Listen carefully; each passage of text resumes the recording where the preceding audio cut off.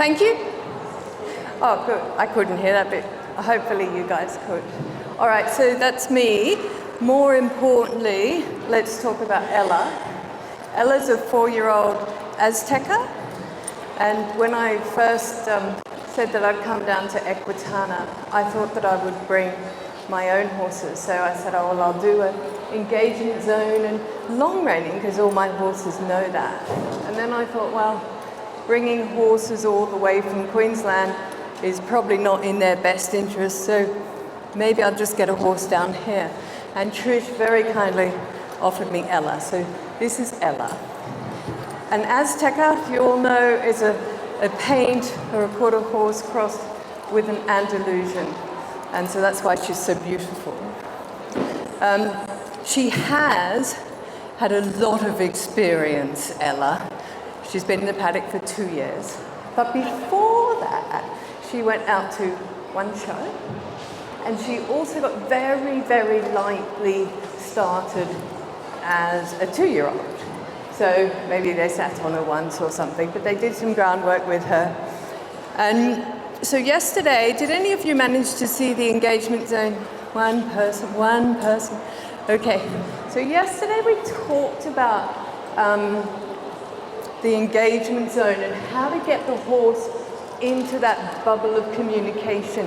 And if you really want to long rein your horse, which is what we're hoping to do today, I suggest that you go and have a look at that video, and you can find it on my website, which is candoequine.com.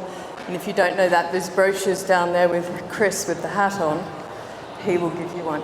Because I'm going to put that video on there just for those of you that are really keen to long rein, that haven't done the prep work with the bridle. Today we're going to look at the prep work with the horse and habituating the horse to the lines, but we really need the horse to be soft and responsive in the bridle, because otherwise we're going to get the horse bracing against the lines, and then that's going to be really bad situation, and it can be quite dangerous. So when she first arrived, she arrived on Wednesday night. So Thursday morning we arrive early, we take her out of the stable, and she was like a kite on a string. And I thought, well, this is going to be very interesting. I'm glad first up this morning I'm talking about relaxation and getting the horse to relax and engage with me, because she was on another planet from me. And actually, it was great. It was a great experience for her because she did manage to relax and engage, and we learned a little bit about what I call give to the bit. So, as I say, this is the first thing you need to do before you start long reining. Now, I just want to discuss, before we get into it, the difference between long reining and lunging. Long reining, lunging, and driving. Okay, these 3 things. So when I long rein, the horse moves around me.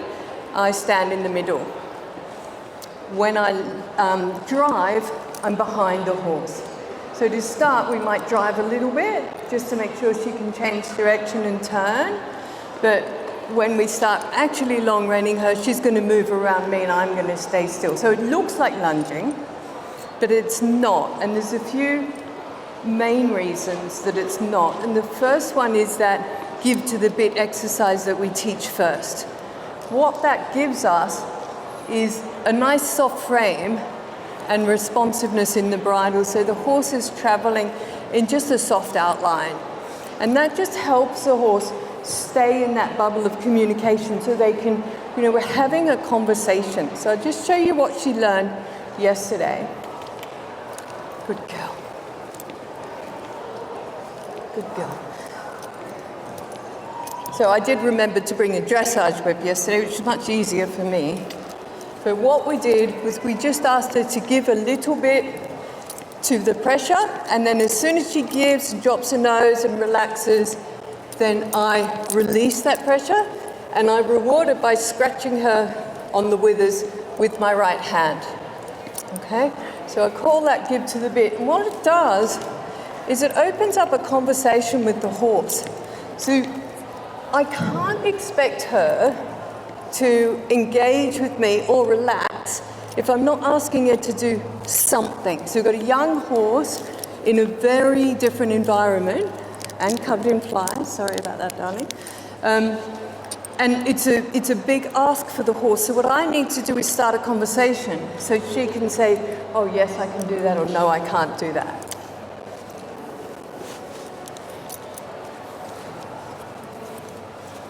And it's a really good idea. We talked yesterday about the horse's emotional level.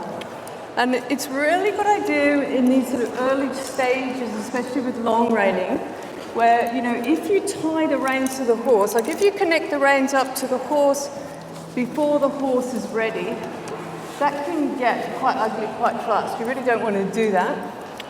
So what we're doing today is all about habituation and working on her behavior signals. What is she telling us about how happy she is with what we're doing? So far she seems quite happy just to walk around me.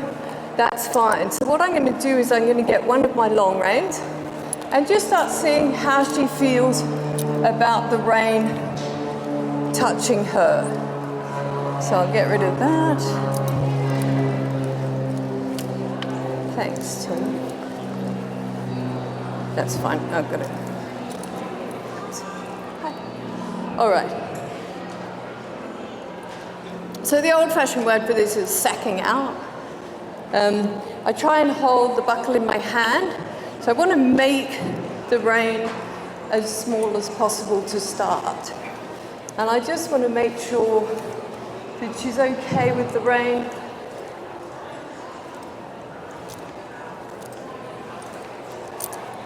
What happens if it goes around her legs and things? So how might we know from her behavior if she's not happy with any of these things?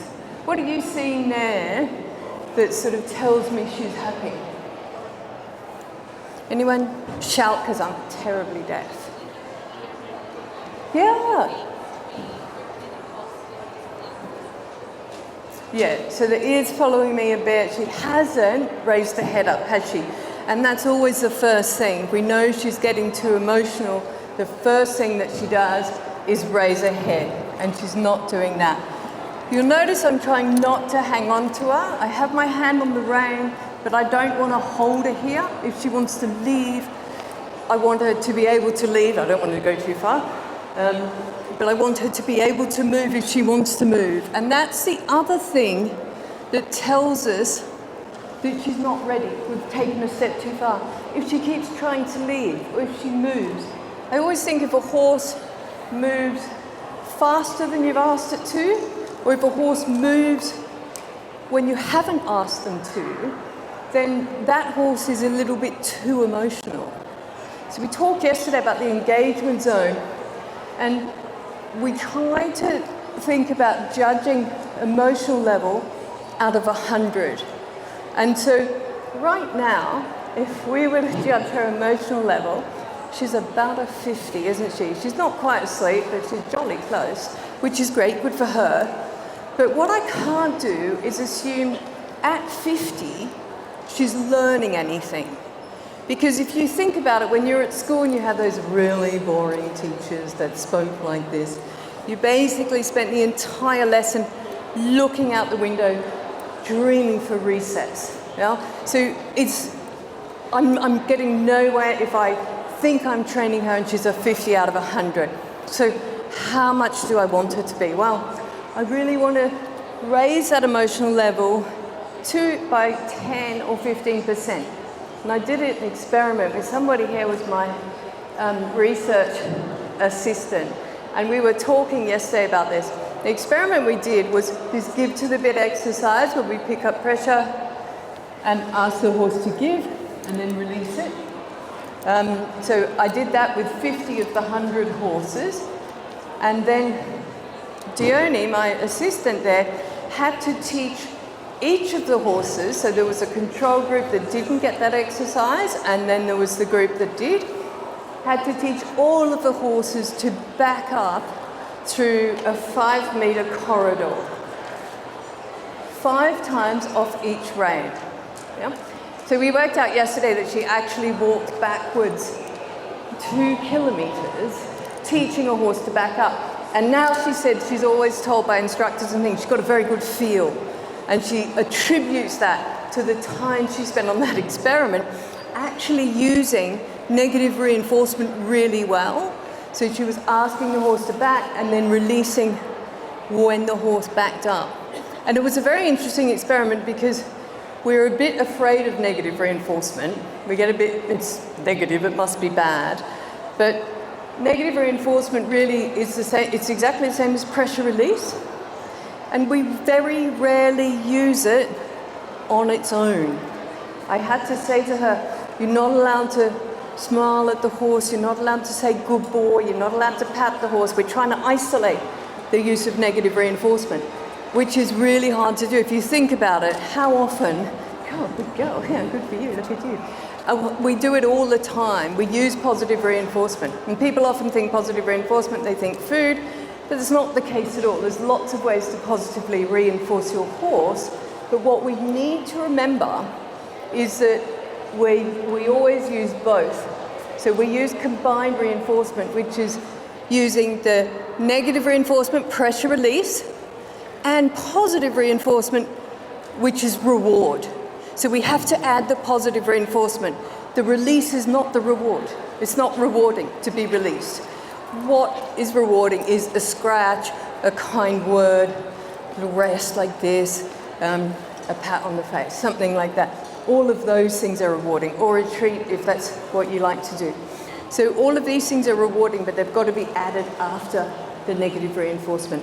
And I think it's important that we recognize that, because people often, and I asked yesterday, I said, so what's negative reinforcement? Someone said, whipping the horse. I said, well, probably not, but it is definitely positive punishment. But I could do the same thing. I could use the whip, tapping the horse, let's say on the hindquarter to go forward, to ask the horse to go forward, and stop tapping when she walked forward, and that would be negative reinforcement. Or if she was pawing the ground, I could tap her just in the same way on a cannon bone, and that would be what we call positive punishment. But adding something when we don't want her to do something. And you know the easiest way, because it's exactly the same thing, isn't it? I'm never belting the horse, I'm tapping the horse. Exactly the same thing. The really easy way to know whether it's punishment or correction, same thing, or reinforcement, is what you're trying to do. Are you trying to make a behavior more likely to happen in the future? It's reinforcement. Are you trying to make a behavior less likely to happen in the future? It's punishment. So remember when I asked her to go forward? I stopped tapping when she went forward. So next time I lift the whip, she's going to think, oh, forward, and I probably don't even have to touch her. If I think about her pawing, I don't want her doing that because that ruins my surface, then I tap her for doing that. It's a very reactive response. Can you see the difference between the reactivity, punishment, and the proactive, let's teach you something new, reinforcement? So every time your horse has a behavior that you don't want, think about how can I move from correction to reinforcement, or punishment to reinforcement. And there'll be a way you can say, oh, hey, thank you for pawing the ground. That's great, because that gives me another training opportunity. I'm going to untie you and teach you shoulder control. You can go out and you teach a bit of shoulder control, and you can come back and say, now, do you still want to paw? And she goes, no, not really. But if she does, I do the same thing with stopping. People often say to me, my horse is great, but he's got no brakes, like I can't stop the horse. I go, okay, well, you know, you can teach a horse anything, but only things that you can ask a horse to do. So I can't actually teach your horse to stop. I can offer it an opportunity to stop, but I can't stop the horse's feet moving. So for me, and it's a good time to talk about stop because we do need stop if we're going to long rein. To teach stop, what I do on the ground here is I give the horse 3 signals. I say whoa, which is what I want the horse to respond from in the saddle. And then I stop walking, and then I pick up pressure on the rein and release it as soon as she stops. Okay, so that's 3 signals. And what will happen is quite quickly, Ella will learn the sequence. So I try and slow myself down a bit and have the sequence. If she decides she's going to walk off before I've asked her to walk off, I'm just going to say, oh, thanks, Ella. There's another opportunity to train. And I'm going to offer Ella another opportunity to stand still. She may or may not take it. She might walk off again. And I'm just going to say, oh, okay, Ella, that's great. Let's go and try again. Let's go and do some shoulder control. There you go. See? I'm not going to say, oh, no, I said stand over there and make a stop over there, because that's correcting her. Then I've gone down that punishment route again. It is good to be able to have your horse stop and be responsive to stop before we start long reining. Cool. So we need give to the bit. It's nice to have a bit of shoulder control, not essential. And we need a good stop. And those verbal signals are really terrific to have if you're teaching long reining. So we did a little bit of sacking out with just the rein like this, the whole rein. The other thing I really want her to know is that if it all goes horribly wrong and I drop the reins and they're tied to her a bit, I don't want her to panic if the rein is dragging on the ground.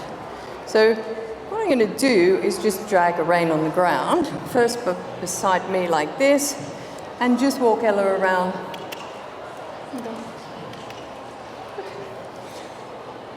Yeah, just like this. A bit of a knot in our rein, Ella. Through the poo.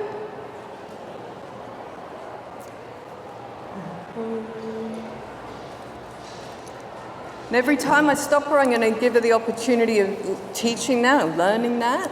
Oh, that's scary too, isn't it, when it comes towards you? So we're just going to watch her behaviour, and she's a bit unsure about that. Too, yeah. That's all right. Good for you. Good for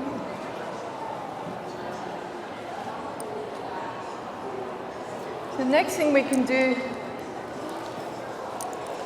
is put the rein over there. What that's going to do is it's going to touch her like that. Yeah. But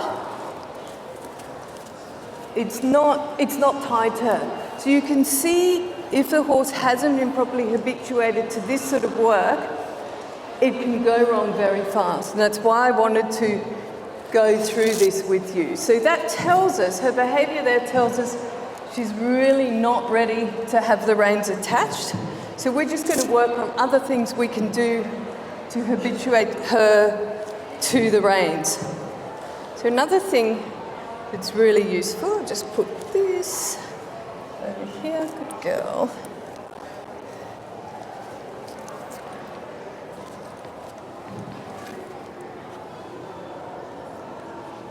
Now I always, with a horse that's older than Ella and that's been under saddle, I always try and long rein in the saddle. Now I've seen a couple of little videos of Ella being lunged, and one of the things she did was turn and face and rear up. And so I don't really want to start her off making it too difficult for her. So I want her to have the rope behind her so that the ropes are quite low down when I first long rein. And the reason is it makes it much more difficult for her to turn around.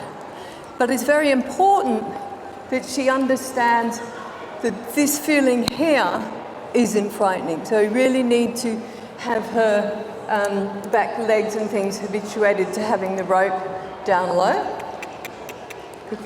Because what happens when you run the ropes around like this is that when you ask the horse to stop and you pick up pressure, she's going to feel that pressure behind her like this. So I'm going to ask her to and actually she's going to feel more pressure, not less. So that's a really good thing. What we can do, again, is drop it a bit lower and see how she feels about that. See, she's picking her feet up a bit higher there, and that's a good sign of a raised emotional level. Everything, when the horse raises their emotional level, everything goes a little bit higher. So her head is the first thing always. Her speed goes a little bit higher if she's moving. Her feet usually go a little bit higher if she's moving, like higher in the walk or higher in the trot. And often her tail will also go up. And this is nice. When you do this, she can feel that there on her back legs, down the cannon bone. And that might well happen when we're long reining. So we need her to be comfortable with that. And when you're doing it like this, it's very easy just to take it off her if something goes wrong. There we go. Good for you. Yeah, good for you. Good.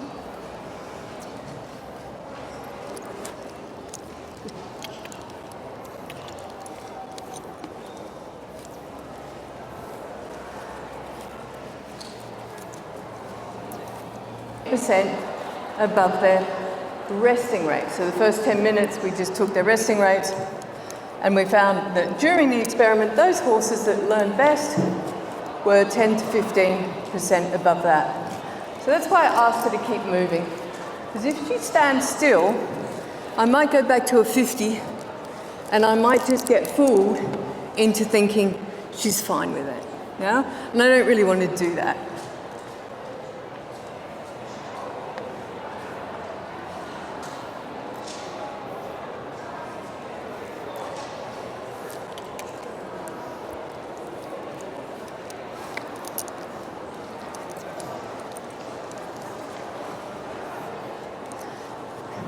The thing about habituating a horse to anything at all, and this is as good as anything, a tarpaulin, a flag, anything at all, is the more we can break it down, the easier it makes it for the horse. The last thing I want for this horse is to get frightened and panic, because that sort of thing can often lead to what we call one repetition learning, where you need one thing to happen and the horse is forever sort of terrified of it. I think it leads to some sort of PTSD. Have you ever had a horse that's had a bad accident as a youngster? They can always be really reactive, and you might think, oh, they're doing fine, and you're riding along, everything's fine, and then suddenly they explode. Those horses, I think, some sort of PTSD where they've had a bad accident and they just really never recover from it. And it usually involves pain, fear, those sorts of things. And so really always with training, I want you to keep a really close eye on the horse's emotional level so that you keep it in that 60 to 65% range, where you're just 10% over her normal or very relaxed range. And then the easiest way to lift emotional level is with movement. So if you're already moving, move a bit faster. Or if perhaps you're just working her standing still, or just that walk, you just want to work her walk like we do now. I can lift your emotional level by lifting my own. Like I can just be a bit more fun and a bit more exciting, and that immediately lifts hers. You see, she just started walking a bit faster because I got a bit silly. But think about it, because we don't want her emotional level too low because she's not engaged. And so we're really wasting our time, because we might just be getting lucky. She might have just sort of shut down or gone to sleep, and isn't really taking it in. But if we think about ourselves as that teacher at school that's, really sort of interesting, that teacher that we always think, oh, great, English is coming up. I love English because that teacher's so fun and tells great stories. That's the teacher we want to be with our horse all the time. Good for you. Look at you being so brave, hey? for you.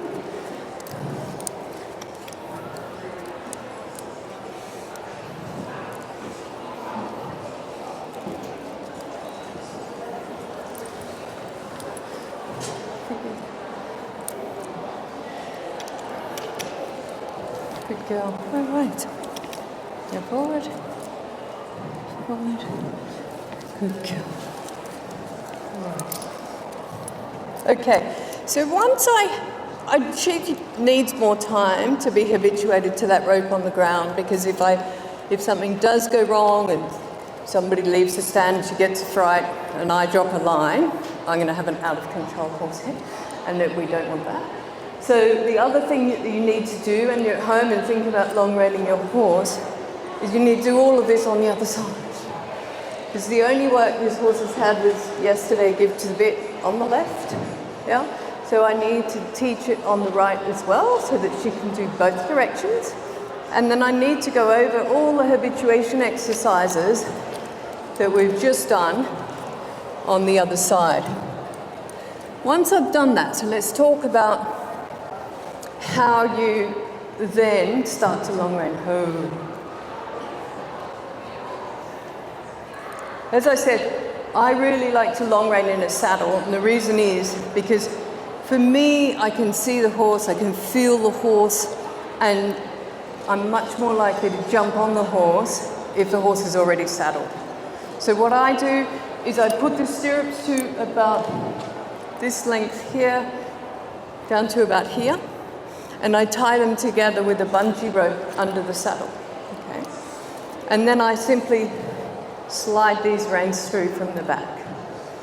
Okay? And that gives you the rein, just sort of in the middle of the belly, and it means it sits quite nicely just above her hocks, which is perfect for what we want. If you start up here, you've got a couple of other things to be thoughtful of. One is the ropes going over her rump, depending on how tall your horse is and how tall you are. Some horses don't like that when they change direction. And the other is when you do change direction, or if the horse kicks up, then they're quite likely to get the rope caught under their tail. And that can be really bad. So if the horse gets the rope jammed under its tail, what the horse does is it jams its tail even more, goes a bit faster, and that can get really ugly. We don't want to demonstrate that, do we? No. And I just think that having it in the saddle, the rein is a little bit low, so you're likely to get a little bit of sort of pressure on the bit from here instead of here. So that's always a much better angle up here. But I think long reining has a few drawbacks that we should be aware of. So one of them is definitely if you have a horse that's very light in the bridle, it is going to make your horse a bit heavier in the bridle, because there's just not a good release. You have some release, but you don't have 100% release, because when I'm standing here, I can pick up pressure on this rein. When she gives, I can completely release it, and now all she has is just the weight of the rein, so it's almost nothing. Whereas if I have these reins attached and I give, it has to travel all the way down the rein, so it's not immediate. Plus, these are quite heavy, so she's always got the weight of the rein. Plus, if I have the rein behind her, you'll see particularly in canter when that outside leg is back, it pulls on her mouth. So these are the disadvantages, and they're worth knowing because they're worth being aware of. I do think the advantages way outweigh those disadvantages. I think firstly, if you've taught your horse to give to the bit lesson, then you've got a horse that's travelling in frame. So just a soft frame, but it does mean that it's then quite easy to teach that shoulder control, which means the horse can elevate their shoulder, and it's the first step to just getting the horse to use the top line properly and just soften her up. Because what happens is if we lunge like in a head collar, for example, quite often the horse goes around the head in the air, bent to the outside, and you're not actually building those muscles you want the horse to have when you ride. So when she stands here, she's carrying 60% of the weight on here anyway, and 40% there, and we sit on her, compounding that problem. Then we say, okay, now Ella, elevate your shoulders, put your hindquarters underneath you, and she goes, well, I can't do that. The beauty of long-reining is we can really help her with that by just teaching her that nice soft frame and teaching her to use the top line without us sitting on her. So it's great for if you're starting your horse under saddle. It's great for if you're changing discipline. Perhaps your horse has come off the track or something like that and you're changing discipline, that's really good. If your horse has been out for an injury, it's fabulous because you can build up the horse and the top line, build up all the muscles, you can see the horse, you can check the soundness and everything without ever having to carry your weight. And so it's great for that as well. So all those things I think do outweigh those drawbacks, but I think you need to be aware of the drawbacks as well because it's not a perfect solution for everything at all. I love it and I think it's a great thing to do. I do it with all of my horses regardless of discipline or age. It's something I teach them and I also use it. I drive a little bit as well. So I'll drive around the property, I'll drive a trail ride before I take the horse on the trail ride, things like that. It's really great for that sort of thing as well. If you would like to learn more and have get the whole video with a horse that's not quite so inexperienced, I'll put that on my Can Do Equine website for you. There's a community on there, it's called the Can Do Community Hub. It's free to join, and I'll put the full-length training DVD on that. If you want to talk to me, I'll be at the stand, and I've got some training videos which include this to give away, but only, I've got a few left. So if you want to come and talk to me, I should be there in about half an hour, and we can have a chat about your horse. Otherwise, go to candoequine.com, join the community, and there's a whole bunch of free training on there. And you can learn a lot more. And we meet every Wednesday morning, 8 a.m. Brisbane time, to talk about our horses and training. I'd love to see you. Thank you. See you. Lovely. You're lovely. You're a good girl. You're a good girl.